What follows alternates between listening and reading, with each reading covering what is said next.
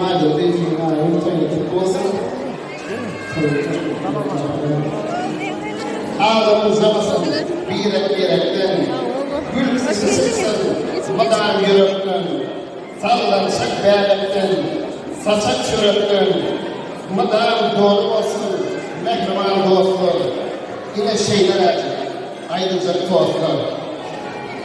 Akıp duran çeşme, yalparatmasın, bağdan uğra, gül yaprağını dökmesin, garibiyetler, size ağırlı bakmasın, madam gülüp bakın, göllere doğaklar, yine şeyler acı, ayrıca tuhaflar. Vartıklarım, ağır malin saçları, eğmedi bol malin benim başları, yine varda garibiyet, kalan ağaçları, Allah ayırmasın yarından doğaklar, yine şeyler acı, ayrıca tuhaflar.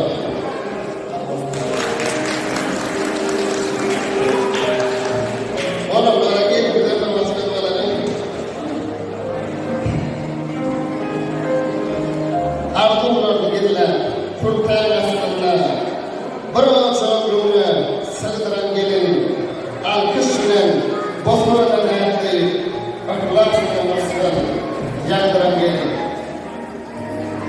Tığırının yerlerini, mehribanine, sayılırlar mağraya, üç yedek yene, batı ardurlar bine, vakfı içinden söydüre gelin.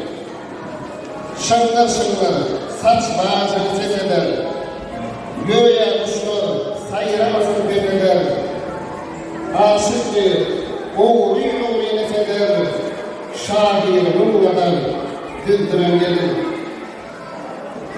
Yalattın mehrinden geleni, küyüfeyen dinmedin, ata meyini, artık bede oturmadın boyunu, kılmakta ödünü, aldıran gelin.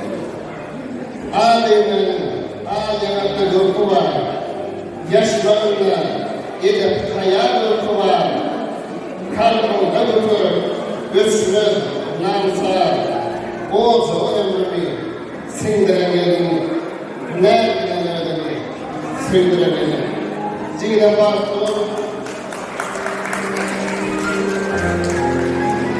gözümü olmasınlarla sanatı bir yolu nesilesin, Allah'a ağzımızda duşa etmesin, bakıyorum. Böyle mutlu olsun, senin hakkında tutmazlardan yerine başkası merak edilen bütün büyük manada hoş geldiniz. Sayfalar buluyor. Doktor, Cuma,